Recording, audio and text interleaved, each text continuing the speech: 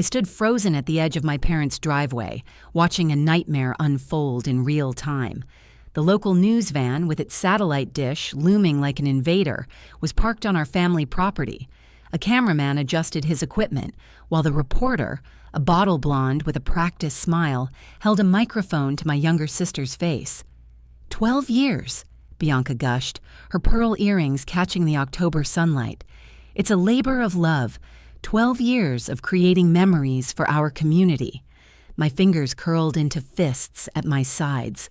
12 years of my labor. 12 years of my designs. 12 years of my money funding. What started as a simple yard haunt and grew into the Riverbend neighborhood's most anticipated Halloween tradition. If you're watching this video, tell me where you're from or what time it is for you. Mom, Adrian tugged at my jacket sleeve. Why is Aunt Bianca talking about our haunted house like that?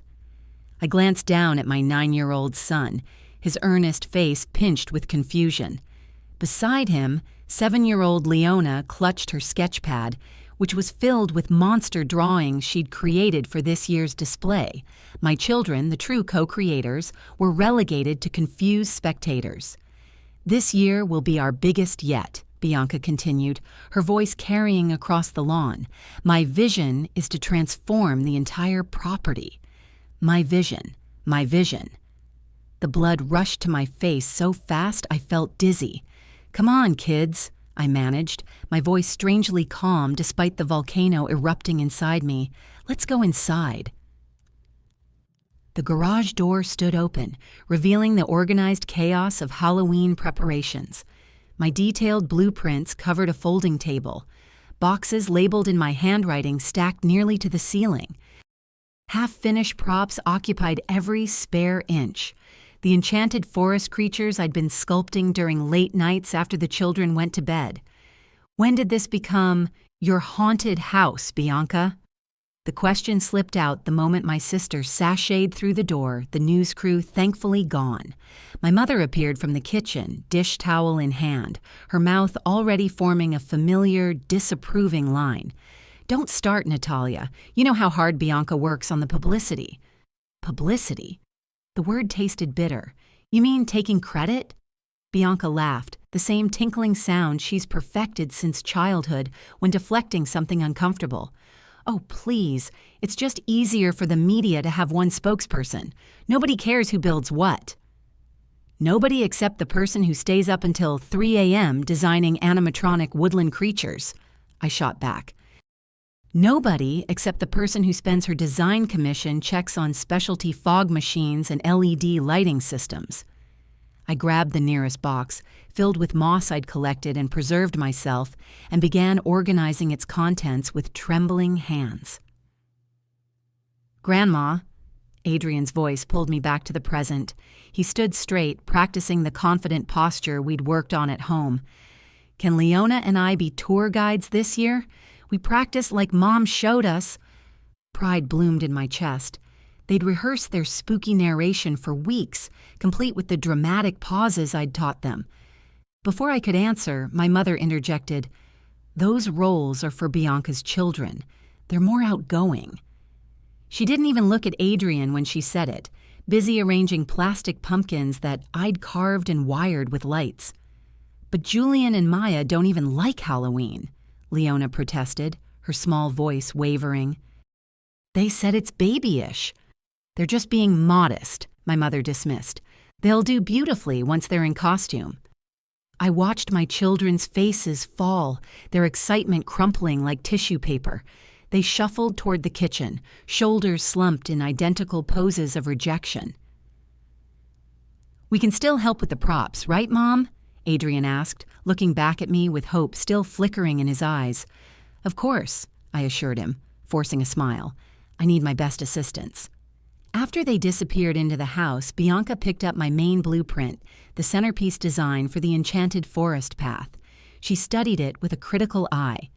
This arch needs to be taller, she announced, grabbing a pencil to mark changes on my design. And we should replace these mushrooms with something more elegant, maybe crystal formations. My father entered carrying boxes of Halloween candy. "Bianca, the newspaper wants to know if you can do another interview tomorrow. Something about featuring you in their local heroes section." "Perfect," she beamed, setting my blueprint aside with her unauthorized modifications. "I'll wear the green blazer. It photographs well." I watched my children through the kitchen window. They sat at the table, heads bent together, no doubt consoling each other. How many times had they been pushed aside? How often had I allowed it, swallowing my objections in the name of family harmony? I straightened my spine. Something had to change. The next day, the morning sunlight mocked me as I stared at my phone screen, paralyzed. Thrilled to announce the Halloween haunted house theme, Enchanted Forest. My vision comes to life in 2 weeks. Bianca's Facebook post already had 73 likes and a comment section overflowing with praise. "You're so creative, Bianca. Can't wait to see what you've dreamed up this year." And there was Bianca, responding to each compliment with gracious humility. "Thank you. It's a labor of love. And just wait until you see the Mushroom Grove." The Mushroom Grove, the one I spent 3 weekends crafting from recycled materials, the one Adrian helped paint. A text notification slid down from the top of my screen. It was Bianca. "I've invited the mayor this year. Make sure everything looks perfect." No please. No acknowledgement. Just an assumption that I'll make her look good, as always. I set my phone down carefully. On the kitchen table, my checkbook register showed the truth in black and white. $3,200 spent this year alone on specialty lighting, weatherproof fabrics, and custom foam shapes. My money, my design, my vision. The storage unit receipt sat beside it.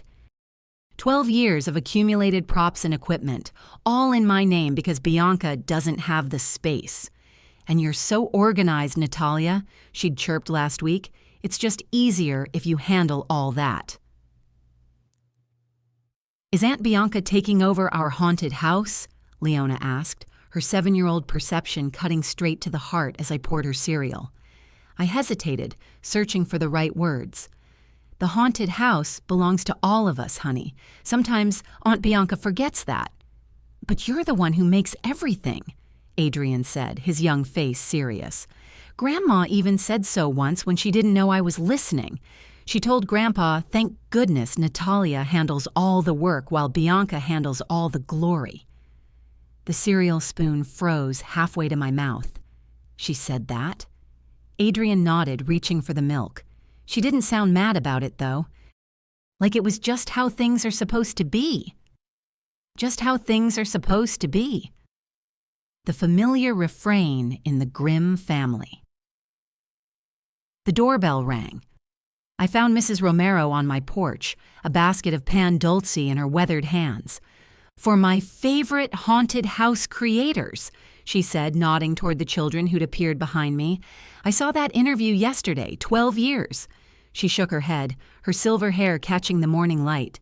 "I've watched you build this tradition for years, Natalia. Everyone in the neighborhood knows whose imagination brings it to life." Something warm and dangerous unfurled in my chest. Recognition.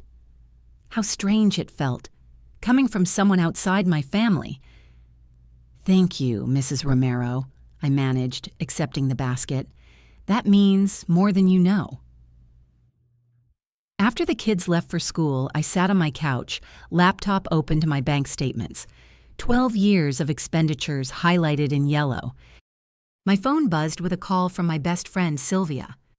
"I saw Bianca's post," she said without preamble, "and I'm calling to tell you I've had enough. We've all had enough watching this happen year after year." "It's complicated, Syl." "It's not complicated. It's wrong. Let me help you stand up to them." "And do what?" My laugh sounded hollow. "Cancel the whole thing 2 weeks before Halloween? Disappoint the neighborhood kids? Or reclaim what's yours?" she said simply. "Listen, my friend Marcus mentioned something when I picked up Jaime from school yesterday.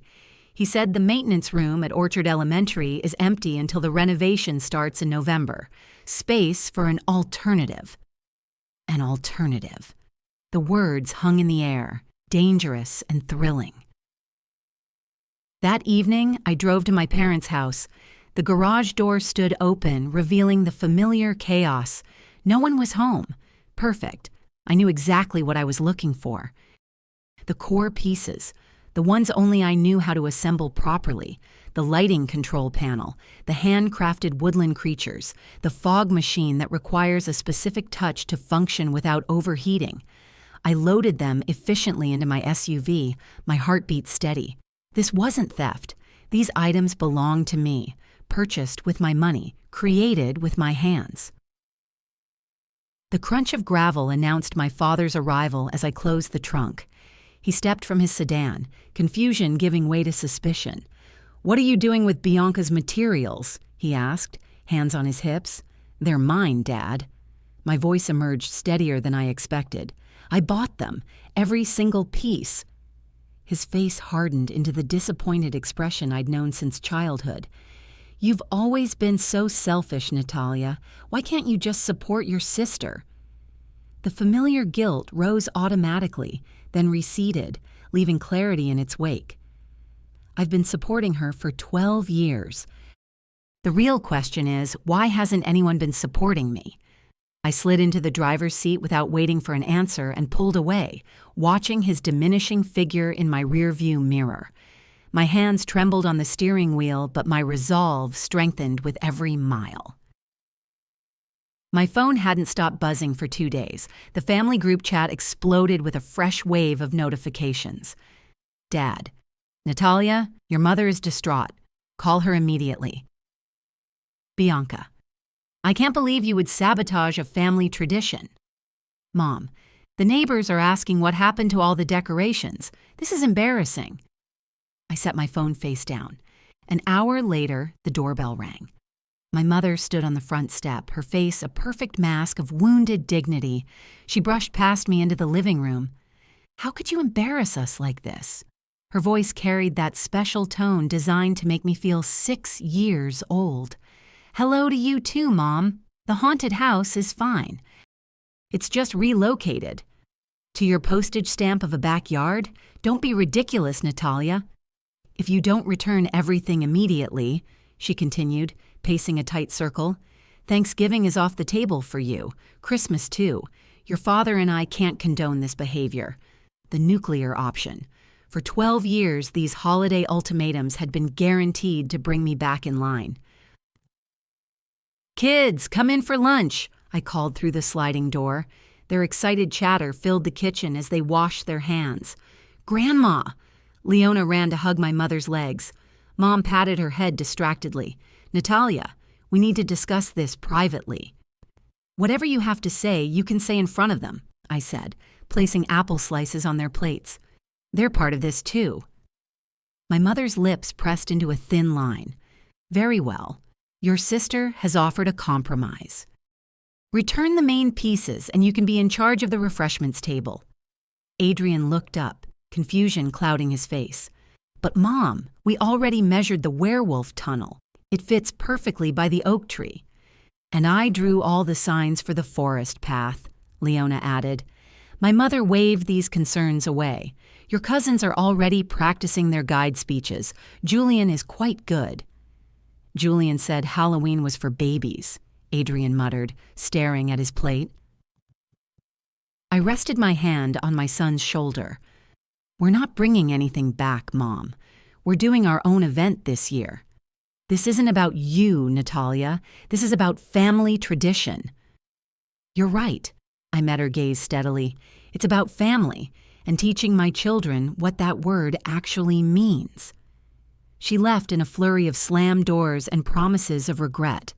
I returned to the backyard with my children and a notepad. The small space presented challenges, but 12 years of design work had taught me how to maximize limited square footage. "What if we create a fog wall here?" I sketched quickly as Adrian and Leona peered over my shoulders. The path could wind around this way, making the space feel twice as large. "And we could hang the glowing mushrooms from fishing line in the trees." Adrian's face lit up. We worked until sunset. When I tested our homemade fog machine, the backyard transformed.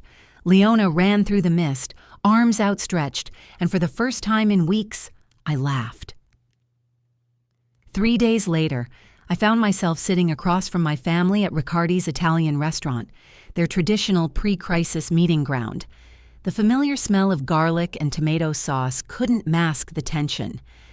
"This has gone far enough," Bianca tapped her manicured nails against her water glass. "The reporter is coming tomorrow and half the displays are missing." Her voice dropped to a stage whisper. "Return everything, or I'll tell everyone you destroyed the tradition out of jealousy." My father nodded solemnly beside her. "Your behavior reflects poorly on all of us, Natalia." I took a slow sip of water, then reached for my purse. "I was hoping you'd say that." I extracted a thick folder, organized by year with color-coded tabs. I've kept receipts for every purchase since 2012. Over $24,000 of my money went into building what you call the family tradition. I slid the folder toward the center of the table, aimed at my father. He was the only one who might be swayed by hard numbers. But as I pushed it, Bianca's hand shot out, accidentally striking her full glass of red wine. The glass toppled, erupting in a dark red wave across the table, completely saturating the folder. The ink on the top pages instantly blurred into an illegible purple mess. "Oh, clumsy me," Bianca gasped, a smirk playing on her lips. She dabbed at the spill with a tiny cocktail napkin. "How terrible! All that proof is ruined." My mother barely glanced at the documentation. "See, Natalia, even fate knows family doesn't keep score. We don't need paperwork." My leverage, my 12 years of meticulous proof, was gone, destroyed in an instant. I looked at the soggy, stained mass of paper. They were right. Paperwork didn't matter. It was never about the money. "Family doesn't take advantage either," I said, my voice quiet but colder than ice. I stood up, leaving the ruined folder in the puddle of wine. "I'm not asking for repayment. I'm asking for respect, for me and for my children. Clearly, I won't find it here." I returned home, fuming, my trump card destroyed. I pulled into my driveway and stopped. Sylvia's blue sedan was parked out front. She was standing in my driveway directing 3 men unloading folding tables from a pickup truck. "The school's drama department had these in storage," she explained, hugging me with one arm. "Marcus convinced the principal to loan them for your event." More cars arrived, parents from Adrian's class, neighbors I'd only waved to. Mrs. Romero appeared with a tray of empanadas for the workers. "I've watched you build this tradition for years, Querida," she told me, patting my cheek. "About time you got to be the brujas in charge." By sunset, the transformation was remarkable. Marcus had secured permission for guests to park along the side street. Lighting strung through trees created mysterious shadows. A local garden shop had loaned potted evergreens to enhance the forest atmosphere. My phone rang just as I was securing the last light strand. Bianca's name flashed on the screen. "The reporter is coming tomorrow and half the displays are missing." Her voice bordered on hysteria. "What am I supposed to tell them?" I watched a volunteer helping Adrian position his werewolf tunnel. "I'm sure you'll figure it out, Bianca. You've been taking credit for years. This is your chance to really shine." Her gasp was audible. "You can't—" For the first time in our adult lives, I hung up on my sister without apologizing. I sat alone on the back step, surrounded by half-built props and twinkling lights. I was almost asleep later that night when my phone chimed with a notification. The local paper's online edition had posted an update. "Traditional grim haunted house canceled this year." Below the headline, Bianca was quoted, "Due to unforeseen family circumstances, we regretfully announce the postponement of our annual event." I turned off my phone, a quiet smile playing at my lips. The next day, the October air felt electric. My modest backyard had transformed into an enchanted woodland maze. Anthony and Leona darted between the winding corridors in their handmade costumes. "Is my mushroom hat straight?" Leona tugged at the spotted cap I'd spent 3 nights crafting. "Perfect." I straightened it slightly. "Remember your line?" Leona squared her shoulders. "Welcome to the enchanted forest. Follow the glowing mushrooms if you dare." Her voice carried with unexpected authority. A car door slammed. Our first visitors. Adrian rushed to his position at the entrance, greeting the Thompson family with practiced charm. 2 more families appeared, then Mrs. Romero, beaming with anticipation. The steady stream grew until a small line formed along the side of my house. 23 people already, Sylvia materialized at my elbow, and we've been open 15 minutes. This is working. Then I saw them. Bianca's pearl earrings caught the streetlight as she marched toward my front gate. Our parents flanked her like royal guards. My mother's mouth was pinched. My father looked uncomfortable, but resolute. "Incoming," Sylvia murmured.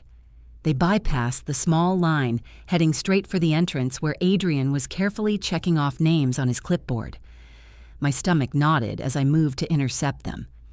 "This is exactly why people think you're difficult," Mother's harsh whisper carried. Several waiting parents glanced our way. Bianca reached for Adrian's clipboard. "We're here to help manage the crowd. I should greet people properly." The familiar urge to step aside, to accommodate, to keep the peace, rose within me.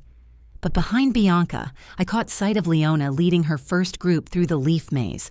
Her voice was clear and confident as she pointed out the details we'd crafted together. My daughter's spine was straight. Something fierce ignited in my chest. "This is our event." The words emerged calmer than I felt.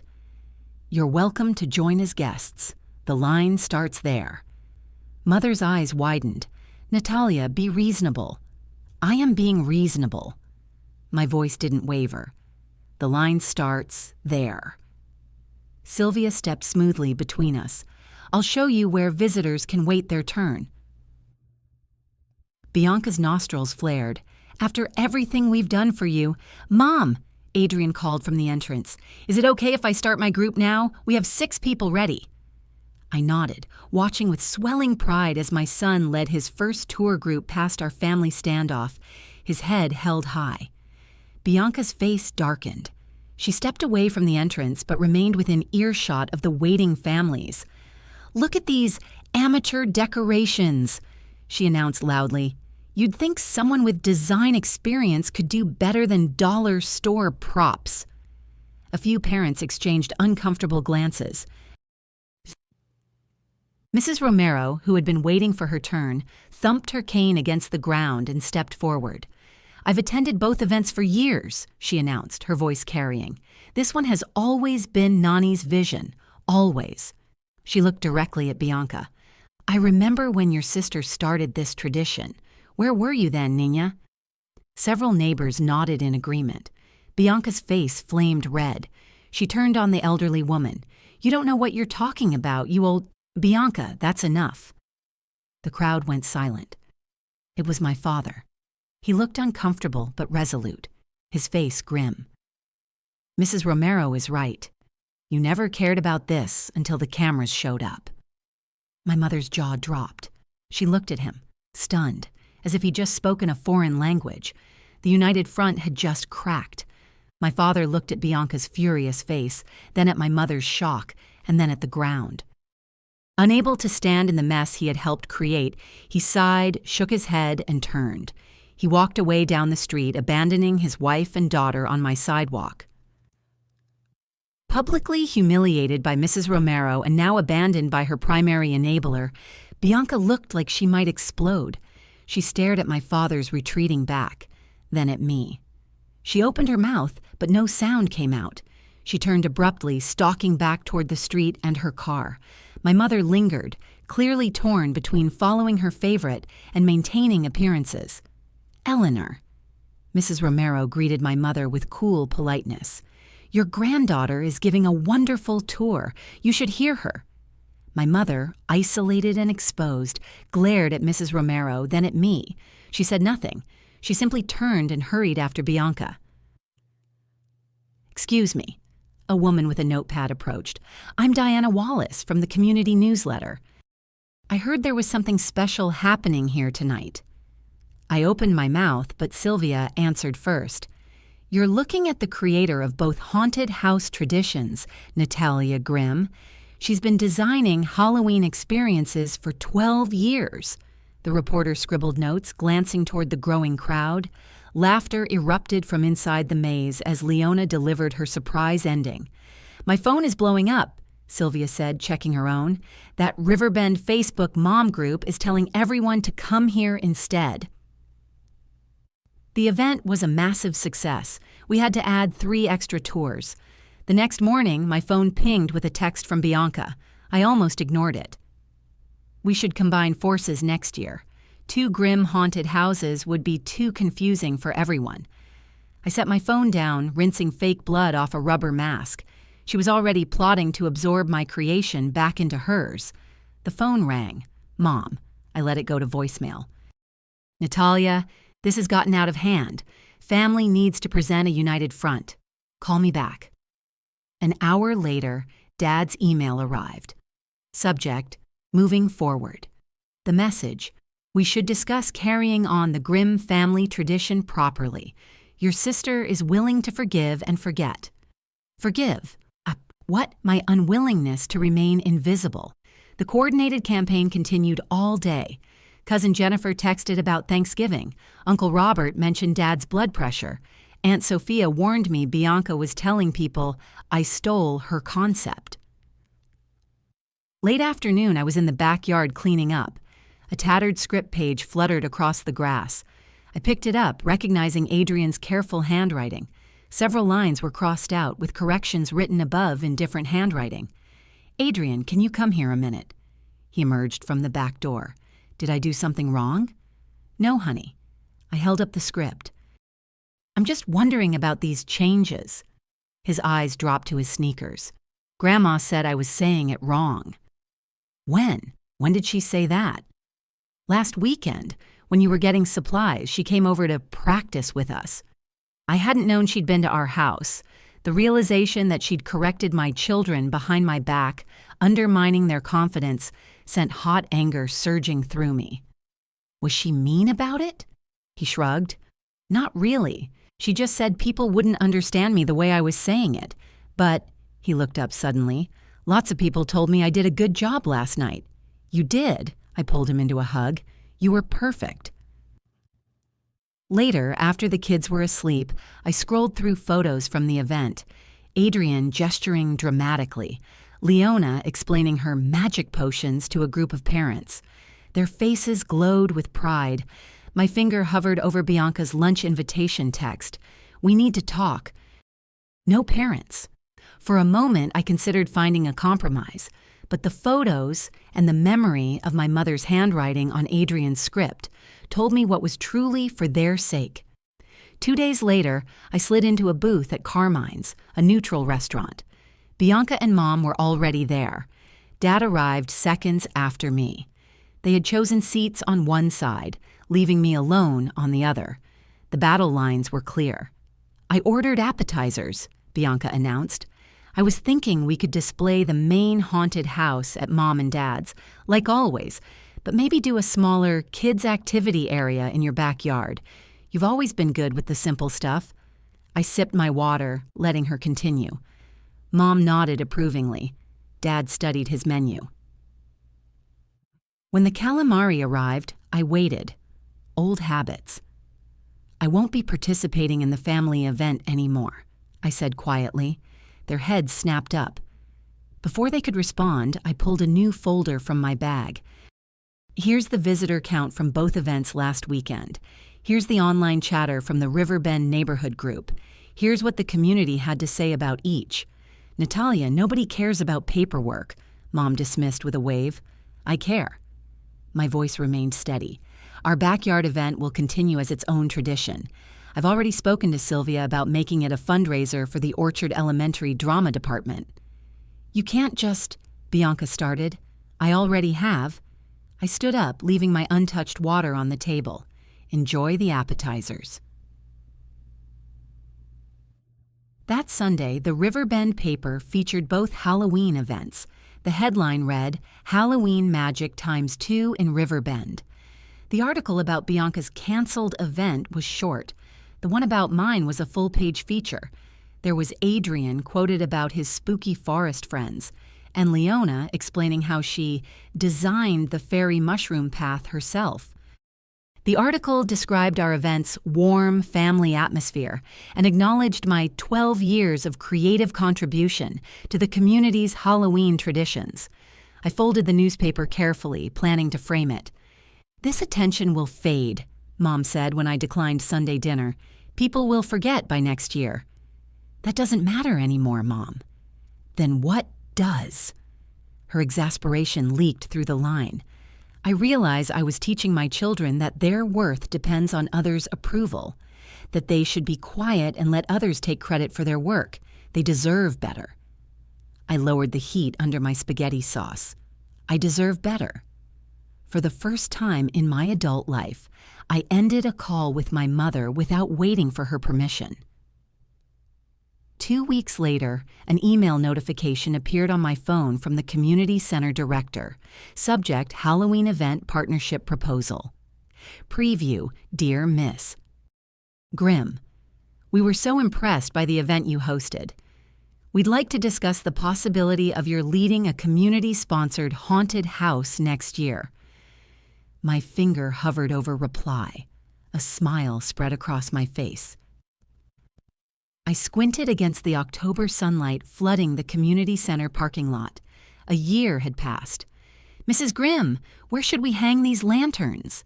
A teenage volunteer held up glowing mushroom-shaped lights. "Follow Adrian's map," I said, nodding toward my son. At 9, he'd been hesitant.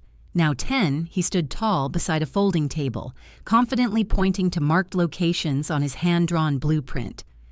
"These go along the willow path," he explained to a cluster of volunteers. "Make sure they're at different heights for the right effect." Nearby, Leona directed a group of younger children sorting small pumpkins. Her voice carried with surprising authority for an 8-year-old. "The tiny ones go here.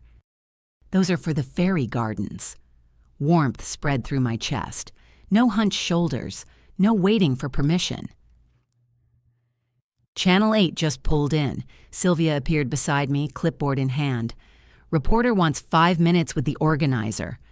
"Tell them I'll meet them by the entrance arch in 10 minutes, I replied, "and make sure the parent committee is there too." The community center director passed by, giving me a thumbs up. "Expecting record attendance this year, Natalia. Your design team knocked it out of the park." My design team? 5 local parents who followed my sketches and contributed their own ideas. The news crew set up. A new reporter, Diana Wallace, the one from my backyard, smiled. "We're here with Natalia Grimm, lead designer of the Community Halloween Festival. This is your first year hosting at the community center. What inspired the change?" I gestured toward the volunteers. This wasn't my decision alone. Our committee wanted to create something accessible to more families. I introduced each parent by name, describing their contributions. When Adrian and Leona approached, I stepped aside. "My brother and I helped design the spooky forest section," Leona explained to the camera without a hint of shyness. Anthony added, "We tested all the scare levels to make sure little kids won't get too frightened." The reporter smiled genuinely. "Quite the family tradition you've built." "Community tradition," I corrected gently. "That's what makes it special." After the interview, satisfaction settled warm and solid in my chest as families began arriving. "Mom!" Leona's voice cut through the crowd.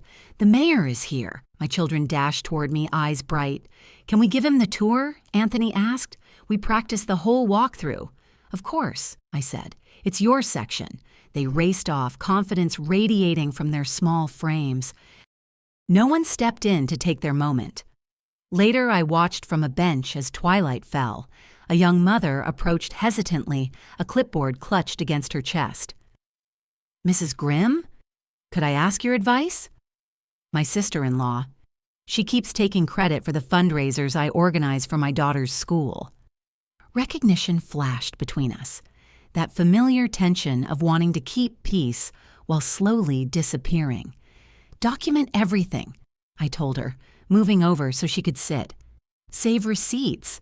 Take photos of yourself working, And most importantly, I paused, decide what you're teaching your daughter when you stay silent. But family harmony. The best tradition you can create is showing your children to value themselves, I said, watching Adrian lead the mayor past intricate displays he helped create. That's the real family legacy. Thanksgiving arrived. My dining room table, rescued from a thrift store and refinished by hand, stretched to accommodate friends, neighbors, and the small chosen family we'd built. No tension, no walking on eggshells. Anthony carried in a basket of rolls. Leona arranged her handmade place cards. Genuine laughter filled the spaces once occupied by careful silence. My phone buzzed. A text from Bianca. Family dinner at Mom's tomorrow. 5 p.m. Be there. I paused. The automatic yes that once would have sprung to my lips felt distant now. We have plans, I texted back. But we'll stop by for dessert around 7.